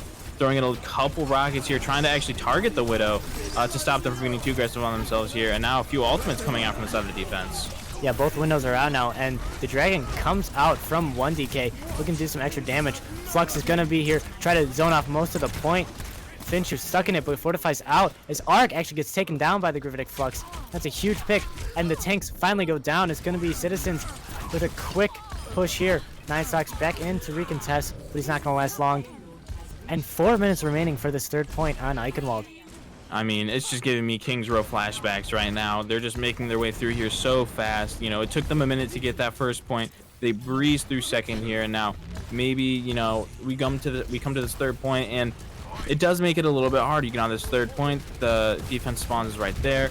It's kind of hard to push up. They have the immeasurable favor here, but it looks like they might be able to do it with such a large time bank, and they're actually going to have that Far Barrage coming up here again pretty shortly, which could see a lot of value potentially here, but you got to be careful of that Sigma barrier, especially because you got a ceiling here. So Zafar, it's going to be pretty hard, but the Bongo paired up with it's going to be able to pick up 2 to begin with. Yeah, Flux comes out to respond from Banana Demon. Does a lot of damage, but not a lot of kills. Arc takes down Zeus. The rest does come in, however. But in the meantime, Snack gets pulled apart by that wall and taken down. And finally, we have Forefront going to be holding a little bit better here with 3 minutes remaining. Yeah, and actually Boat now switching off, going over to the Junkrat. And I love seeing Junkrat personally. I think Riptires are so much fun to watch because they could be so impressive at times. But with how many shields and the immortality potential, you know, it can be a little bit of a just try to bait out their abilities sort of ultimate, which is unfortunate. But I mean, you know, it just takes them out so fast, of course. And throwing in that mine now, actually Finchu maybe a little too close up there. Yeah, a huge window comes out. The Dragon from 1DK actually takes down Boat, so it's a little more even than Citizens had planned here, as actually Squid gets a headshot onto 1DK. We're going to be rounded this corner with an advantage. Respawn's coming in. We have to switch Finchu onto the Reinhardt, looking to maybe make a huge impact as fast as he can. Bongo comes down from Snack, walled off, however, but Aquatic does enough damage to take down Kydra. The Transcendence comes through here on to the point here. Arc looking to keep his team alive. 1DK headshot onto Boat. That's a huge pick here. Not a lot of damage left on the side of Forefront. But as I say that, Aquatic takes up into the air 2 members and takes both tanks down. Immortality Field not there to keep them up. The window comes out, but it's not going to do much as no one is really alive here. Ninesox taken down. It's just the man on the point. Frozen up into cryo here. 1DK and Zeus back and forth. Blizzard is going to actually come out here. But luckily, the Transcendence is there to keep him up straight up alive. 1DK's Dragon not doing much because of that Transcendence. Ball back from Banana Demon. Trying to do a lot of damage. Back onto this point. A lot of health. Onto the point now. Back into this corner. Finchu gets taken down yet again. Headshot by Zeus. Zeus, another kill now. Storm Arrow, really effective. Doomfist back on the point now by Kydra. We can't stay alive that long. Ninesox taken down with that Moira. And just the ball circling on the point now. Uses his shields, trying to stay alive as long as he can. Finchu has to come back and touch here as fast as he can, but he gets walled off. And that's going to be the cap there from Citizens. Yeah, good time. A little bit over a minute. So looking good so far. Could be very good for them, especially coming up now that they're going to be on the defense here. They did a really good job. And, you know, that Sigma Flux that Sigma's Gravital Flux was absolutely necessary. It was perfect. Exactly what they needed on that offense there. Was able to take out not one, but both of the tanks. And, of course, that Immortality just wasn't up quite in time, possibly on that cooldown there. So Ninesox were just kind of left by themselves in that, you know. And now going forward, they have all that time. So not only do Citizens have to capture this point and make it all the way to the end, but they also have to get time on the clock alongside that. So, again, we're seeing a very similar way to how Kings Row went. Yeah, but this time I have a feeling Forefront is going to actually make it all the way. I feel like even though we didn't see the greatest hold there from them, I feel like this offense suits them a lot better. 1DK can play that Pharah, and which may or may not be his comfort pick, but we know he's really good on it. I'm expecting to see him really pop off here, and Forefront are going to use that to their advantage. again, a great push by Citizens, but I think Forefront definitely have an opportunity to take this map, take the momentum back into their favor. Yeah, I absolutely love that they're now going to be able to play on this far. I think they could have played the far on the defense, honestly, but maybe they decided not to because they were afraid that they were going to think that on the offense. So maybe they were afraid of running into like a Widow or something. So they decided to go with that composition to maybe give themselves a little bit more of an edge. Ultimate building in case they had to switch off later when Citizens was over on the offense. But now we're going to be watching this 1Decay versus Boat matchup in the skies. Yeah, right above these rooftops as these fires just shoot back and forth at each other, trying to get lucky. And actually, Boat does take down Ninesox. That's a huge pick. Don't have that Mercy Pocket for 1Decay.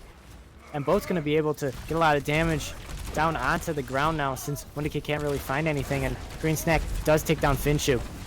So a great shot there from Boat. Yeah, an amazing shot. You know, taking out that Mercy. You know, that's heal's gone. You know, your fire doesn't have the pocket, so they got to be more careful unless they want themselves to get picked off. And so because of that, you know, you got to play a little bit more passive. Boat knows this, so Boat's going to decide, okay, well, I'm just going to focus everyone else that's on the ground right now. If you're not going to come up here and peek me, I'm not going to waste my time putting in as much damage as possible. So really doing good with that prioritization there. Yeah, but the window already down from Arc, looking to push up here. Responding window there on the side of Citizens. Banana Demon down because of that. A lot of damage coming through there. So again, a stalled out push there for Forefront because they can't really find any grass. 1Decay has that barrage, but hasn't got any picks with that far yet. Yeah, but I mean, with the barrage, it can be so powerful. They just need to make sure that their tanks are going to be able to walk in there and take away some of that space, which we've seen on both the pushes now. One of the tanks have been taking out, so they've been forced to go back. Now, both of them pushing up at the same time. Here, the rock goes through, not quite able to connect on anybody. So they're going to just slowly make their way in here. Yeah, trying to actually finally take some space here. As 1Decay's Dragon comes out, pulled together. Immortality Field there to save Finshu. Doesn't look like it's going to last long as it goes down, but it does its job. Immortality Field on the side of Citizens as well, keeping everyone alive nice and safe here. Kydra looking for an angle, but 1Decay takes down Boat. This is exactly what they needed here as the window goes down to swing the fight even more into their favor. Aquatic being taken down here by Banana Demon. Banana Demon doing tons of damage, but the Valkyrie comes out and gives him some healing. Valkyrie also out from Ninesox. Flux goes up into the air. Banana Demon takes down 2 now. The red's going to be coming out from Squid, but it's a little too late as Banana Demon uses the rock, takes down his counterpart. Boat is back, however, so this pharmacy is in the air. And it does actually do tons of work as the barrage comes out with the damage boost. Arc's the only one left alive now. His Immortality Field taken down. So now it's a 1v2, and he's going to be taken down. A huge play there with the Bongo and the barrage. Yeah, I mean, now on the offense, I'm not 100% sure why 1Decay didn't use that barrage there at any point in time, you know? They were set up pretty good at one point to make sure that Orisa got out, and also I think it was the Mercy that was kind of running around as well to try to take them out early in the fight before anyone got back. Now more people on the defense were just starting to walk in there, so when their barrage came out from Boat, you know, just getting an amazing amount of value, it was just going to be very difficult for them to continue on, it felt like. It was kind of strange holding on to that. Now, with already 2 people being picked, this fight seems already over. They have to back up, and now with about 45 seconds remaining on the clock, they have the ultimates, but it's like, are they going to be able to use them efficiently enough so that way they're going to be able to cap this point and still have to try to make it all the way to the end? Yeah, Aquatic with an early Gravitic Flux there to set the tone. And Citizens are in a really great position right now to force this to map 5. Forefront need to really put it together here. They have that barrage and Bongo. That duo's not that bad. You know, we saw how Citizens use it on their defense. Let's see what can happen. It's actually Boat takes down 1Decay early. Only 15 seconds remaining. Ninesox is going to be taken down. That's a huge stagger. They don't have that pharmacy for this next fight. The Bongo goes down. Finshu just has to run to the point, and he's going to be able to touch to force overtime. But it's not going to do much as Boat barrage onto Finshu, takes him down. Can anyone else touch the point? Banana Demon actually gets there. 1Decay on the Doomfist, tries to get back, but he can't. And it's going to be Citizens forcing this to a map 5. Yeah, I mean, that was such a strong defense coming out so far from Citizens here. I mean, Boat really showing up on the far. You know, we didn't see it too much on Rialto, but here on Eichenwald, absolutely dominating the skies, and because of that, able to dominate the fight. Yeah, absolutely exciting. Every member of every team, all 4 of these maps have been playing absolutely incredible. I mean, I mean, chat's gonna decide, but I can't pick an MVP right now. Yeah, no, both these teams are playing so well, and they all have players that are really popping off right now. If it wasn't in this map, it was in a map prior. So I mean, it's just really good so far. But it feels like Citizens, whenever they win, it's been a little bit more dominant of a win than when rather it's Forefront.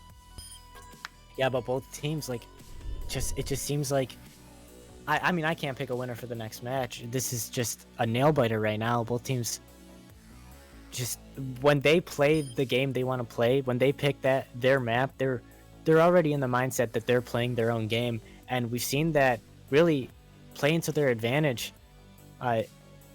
This next map's going to be really crucial because obviously it's the last map you can play on. We're going to see if Forefront picks a map they're really comfortable on here, which I mean obviously I would assume that, and that's their map is going to be what decides the entire match here, which is perfect in their situation because they've won all the maps they've played on. Yeah, and I meant to say Forefront's been more definite in their wins than Citizens. That was a mistake on my part. Forefront, I mean, if we're just looking at the previous maps that both of these teams have won, Rialto, very definite. I think they did a really good job. And then Anubis, an amazing job as well. Citizens, they did an amazing job here on Eichenwald. Felt like Kings Row, the matchup was very 50-50 during that, though. So now that Forefront's going to be able to pick that map, it's going to be scary for Citizens. They're going to be able to, of course, ban a map. A few have already been banned, but I imagine we're going to be going to King of the Hill. That's just something I've been expecting to see. We haven't actually seen one of those yet. So I believe they're all still in the pool to be picked so far. So we're going to see what they're going to like to go with here. I'm pretty sure they'll pick a King of the Hill. I don't really see anything else being picked. And actually what's going to be banned is Lijiang Tower. Yeah, it's very interesting. I mean, it just seems like whoever has picked the map has just been the team that you thought was going to win the entire time. It's been really impressive. And that really does come down to a lot of a coaching style, playing to your strengths. And then but the problem is when you're on the back foot, when you are the ones that are under fire, it's both teams have been cracking and they can't really find a footing on their unfamiliar ground. So we'll see if Citizens can put that together here onto map 5. I'm excited to see how it goes. Looks like we'll be going to Oasis. Very interesting choice here. Why do you think Forefront is going to be going to Oasis? I think they still want that far matchup. I think they still want something that's super diverse, because it feels like when that meta kind of goes head to head with each other, though the overall maps have been, it felt like very one-sided depending on whoever picked them. When it really came down to it, I feel like if we were to take the best of those maps, those defenses for each team, it feels like their meta compositions are very 50-50, and something like King of the Hill maps, which don't really offer that offensive defensive to give that defense the ability to have the already advantage in the fight. Instead, now that they're going to be on King of the Hill, the map's pretty much a mirror. It's the exact mirror. Halfway through, it's the exact same thing. Flip it on itself. So because of that, I feel like they feel more confident in their skills to play the meta, in their skills to play Alfara. So I think Forefront feel like they're the better team, but now that they don't really have to deal with that defensive advantage that a lot of teams will have because of how the maps are just set up, maybe they think now's their time, go for that King of the Hill, make sure they get the win here so that way they can take it home. But it's not going to be easy for them, most definitely, with how we've seen Citizens playing. Yeah, this map is really going to show which team is stronger. I mean, as you said, it's even both of the ways. If 1DK can play his Pharah, I don't know if it's even worth it, because we saw in Eichenwald it didn't work out. Boat seemed to manhandle him there. So we'll see the strategy that they go for, especially on this first map here. Pharah is a great pick, and we could definitely see them both coming out with it, as honestly I expected, because looking at how they've picked their heroes in spawn right now. It's going to be a big game of taking space and letting their Pharahs do all the work that they need to do. Yeah, the Pharah matchup is definitely going to be what we're keeping an eye on again here. Remember, this is the last map, so make sure you get your MVP votes in before it is over to make sure that you have your MVP voted for, because we will be bringing them on after this match for an interview, whether they are the winner or the loser of this fight. Whoever you think was the most valuable player during this whole game will be the one that we'll be interviewing here. And starting off this fight, Finchu actually is going to be on this Hammond, which I'm actually super excited to see. I imagine they're going to be trying to boot people out of positions, maybe even off the point if possible. But the first pick going over to the side of Forefront. Yeah, Kydra with the headshot, but 1DK taken down by a boat. Again, the Far duo going over and takes down 9 Sock, so that's a huge advantage now for Citizens on this first point. Kydra gonna actually try to swing it back, but Squid with the Battle Mercy takes down the Hanzo. Don't see that often, and Citizens are gonna be taking the first cap here as the Banana Demon goes doing Yeah, both just absolutely doing an amazing job hitting all these rockets right now. You know, kind of taking the fight to 1DK, you know, definitely the Pharah that we've seen so far in this tournament, who's really popped off, really good projectile player.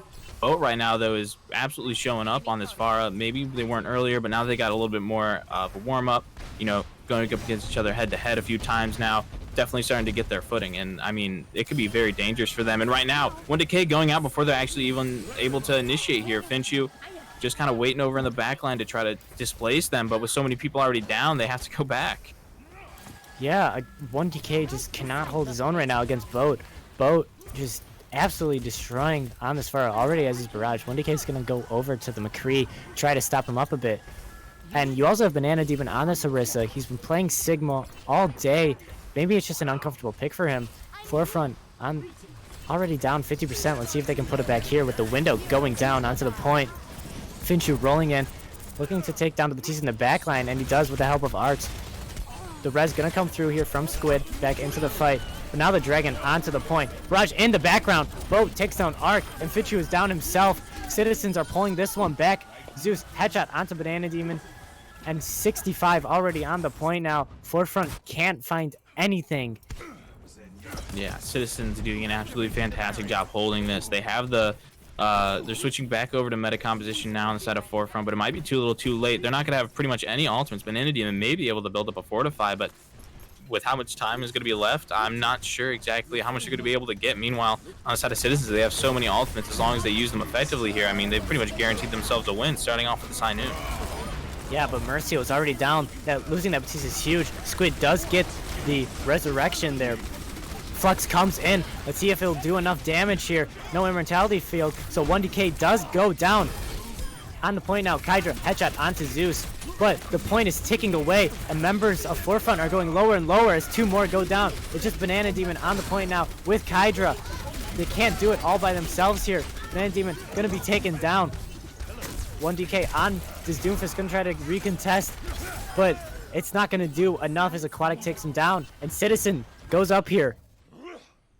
Yeah, I mean, Citizens Boat on that Pharah was so dominant in the sky, forcing 1DK actually to switch over to a hit scan over onto actually that McCree to try to do something about the Pharah in the skies. You know, it's just every time they went up for that battle, Boat was the one that was coming out on top. So, you know, they got to be a little worried now because they really thought that the Pharah was going to be their ticket to win it. And maybe in Eichenwald, they felt a little shaky about it, and they're like, oh, it's okay, we can just go back in here on Oasis, on Gardens. But, I mean, Boat's just so dominant, it's just not, Boat's just not letting that happen at all.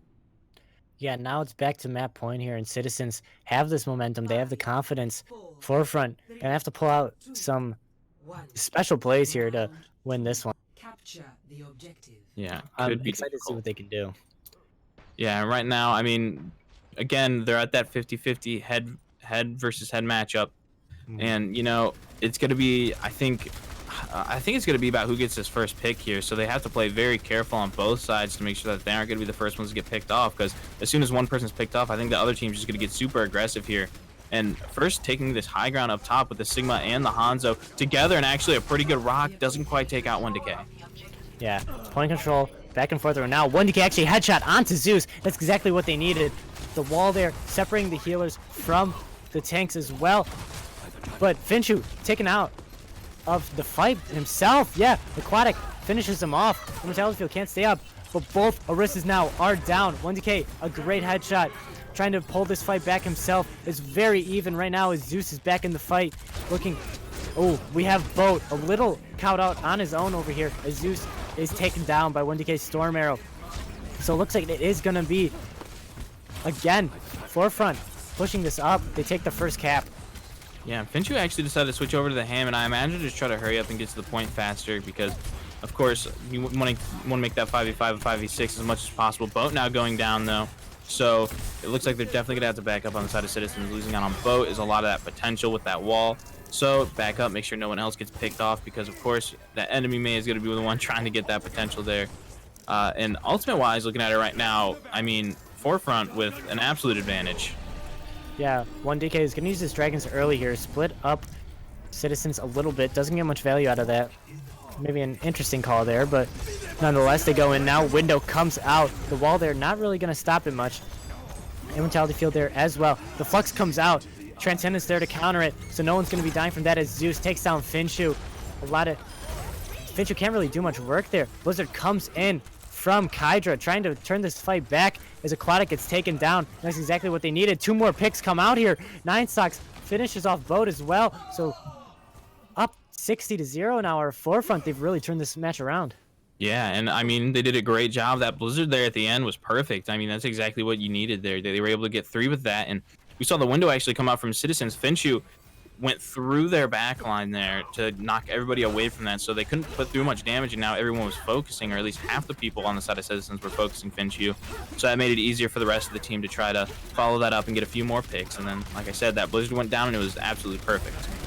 Yeah, we're nearing 1-fight territory now as the Dragon comes through and splits them up. Transcendence forced out here to save Finchu a little bit as he gets caught out.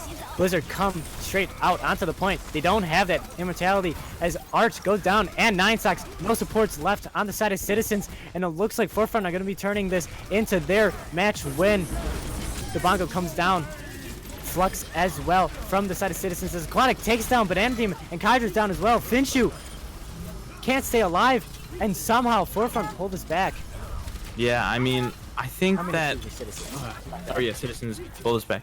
But I think that maybe, I don't know, the Transcendence was just a little off for me. I understand that Finchu was a little bit out of position, but I don't think they would have been taken out immediately. And as soon as they use that Transcendence, it's like you need to have that Sigma there to try to eat the Blizzard. And even after that, Aquatic has that Gravitic Flux. So now you have to have that Immortality. You got to make sure you have all these abilities and make sure you're able to use them in right times. But because of that, you know, they were able to get off the point there. But because it did force out both of those abilities, you can now use that Immortality maybe a little bit more aggressively going into it, because you know they're not going to have that Blizzard, you know they're not going to have Flux, so maybe in the end it's going to end up being a good call here. The window actually comes through alongside that Dragon.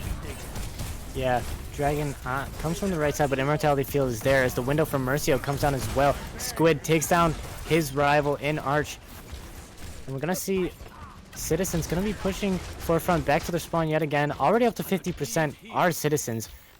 Kind of impressive here. They've turned it around just when we both thought that they weren't going to be able to. Zeus takes on Kydra late as well.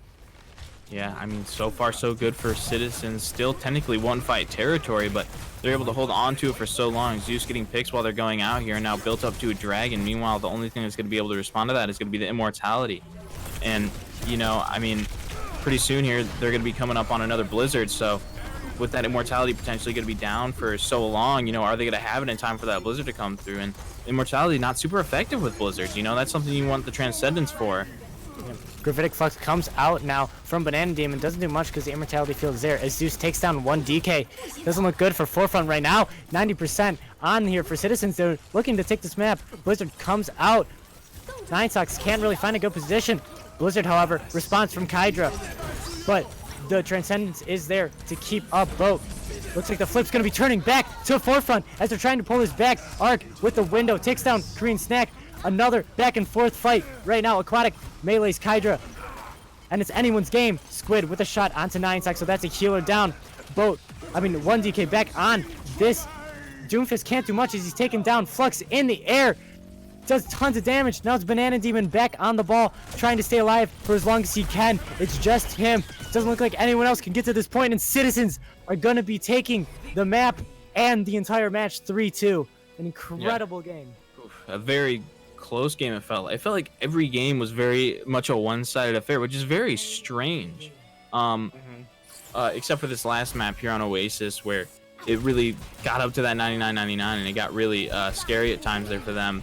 So, you know, very impressive match. And that's now 3-2s, or 3-2, 2-3-2s. That Forefront have done now, moving themselves to the lower bracket, unfortunately, this time. Not quite able to pull off the win. Citizens taking it today here.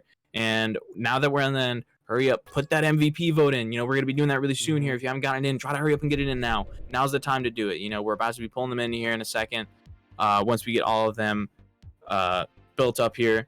So, should be interesting to see who you guys voted for today. I mean, players on both sides, I feel like have been doing relatively well. You know, I mean, they did an amazing job, it felt like, on both sides, but when it really came down to maps, it just kind of felt like one team was always got the upper hand on the other.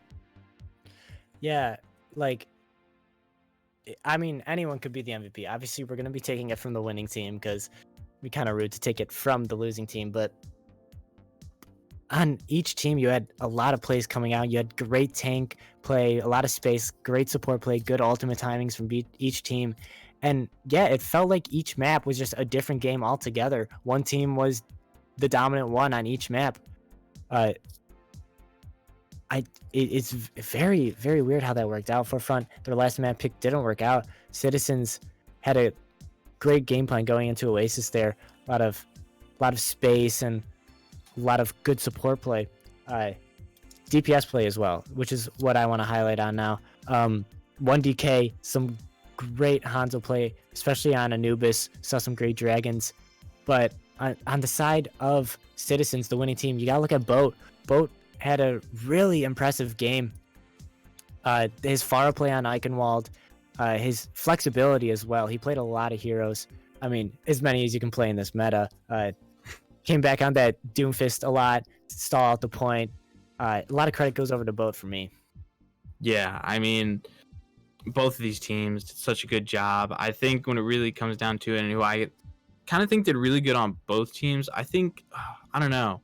It's really tough. It felt like Kydra was winning those Widow duels over on Rialto. Then we moved over to King's Row, and we saw some great pushes go through from Citizens and a great defense. And, of course, we move over into Anubis, where we had those big dragons come through, of course, from 1DK. We go over to Eichenwald. What really stands out, Boat over on that Pharah, just absolutely dominating the skies and dominating the play. But, you know, Oasis came to it, and it felt like, well, they were able to be very aggressive in the skies again. Boat with the Pharah, that very last map on University, I believe, you know, it did kind of feel like it was a lot of the team, you know, from both sides really being a lot more cohesive and working together. So, you know, I think that was really fun right there, just kind of watching that go through. Yeah, absolutely. I mean, it did really feel like just an incredible team game from both sides on every map that they were playing. It's hard to pick an MVP in a game like this because, you know, it is a team game, and it's hard to pick, especially in a meta like this where it's all about coordination. It's all getting the combos down together. It's hard to pick one person that really deserves an MVP spot, but just incredible plays from Citizen, especially. You know, they did win the match, so their team play did eventually come out on top. Looking at Oasis, we, like, exactly as you were saying, the DPS plays were incredible, taking those picks, and just the decision making also on Citizens seemed just really decisive and really confident, is how I could put it. So, you know, you got to be looking at why they were making these plays, why they were in those positions. Citizens, whoever the shot caller is, I'm sure we're gonna find out, but impressive job there. Yeah, and it looks like we will be having Korean Snacks actually as your MVP coming in for the interview here in a second. Doesn't seem super excited for it. I remember in chat, you know, it's like, oh, I'm shy. I don't really want to come in for an interview, but I mean, you're the Risa, you're the main tank. You're, before we even talked about the games going in, you're the anchor. So pretty excited to get Korean Snacking. Yeah, it's hard to ignore main tanks. They do a ton of work, and they get the job done. I mean, if your main tank is slacking, then the entire team can fall off. You don't have the don't have the right momentum, you don't have, the right attitude, because you're not taking that space. You're not allowing a lot of you're not allowing a lot of plays to come through. And now we are joined by Korean Snack. How are you doing? I'm doing good, man. How are you? Doing good. Congratulations on the win. Hard fought battle. Thank you. How are you how are you feeling? It was a hard fight. What are your thoughts? I'm feeling like nervous and excited, cause like nervous because the games were really close, and I was just pretty much speechless that we won, because it's pretty much the team that carried like us, because as an Orisa main you really can't it's like there's nothing much you can do except for like set up plays for your team. So I really have to give a big shout out to my team, because they're the ones that actually gave us the W. Yeah, Yeah. but I mean, as the Orisa, you're the one that has to set up the plays. You're still a very needed piece to the puzzle, and I think you did a great job today, making great jobs with the holds to make sure that they were going to be able to get pulled into that Sigma Flux, pulled into that Dragon, pulled into that Blizzard. I mean, holds is a very strong ability, but if you don't use it correctly and not see any value from it, it's very upsetting. And I mean, you're a player who we've seen today is actually able to pull off fairly good halts to get themselves a few picks in that Dragon, Blizzard, Flux, whatever it may be, even over Maywalls. You guys are doing a really good job amplifying those. So, I think I agree that you are the ones that's setting up the play, but if you're not setting up the play, there's no play to happen. That is really very good job. true. But I still need to learn a lot more than I do right now, and I hope that I could keep on improving and do more, get more value for my team for any official matches that come. Yeah, and you guys did a great job today, and you're going to be able to move forward a little bit here. I mean, going up against Forefront today, I'm sure that you saw their game before with that 3-2. Was there anything you were super worried about going into this match as a team? To be honest, pretty much we were only worried about 1DK in my opinion, because in my opinion, he's a very good player. He could frag, in my opinion, any Hanzo in tier 3. I think he's a very good player, and you need to be careful. You need to respect him, or else Yeah. he will win. He will carry the team fight. In my Yeah, I mean, completely agree. obviously. I mean, Mhm. he's an exceptional player, but you guys seem to handle him really well. Going on to that game plan of, handling 1DK, shot calling during those fights and stuff, who does that primarily for your team? I'm the IGL on our team. I do the fight planning pretty much, and I'm a big bulk of the comms structure in our team.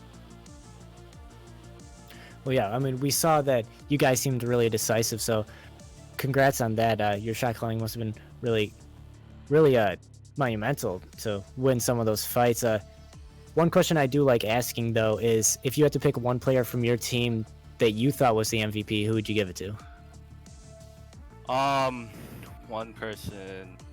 That's actually very tough, but I would either give it to Squid or Squid or Boat, one of the two.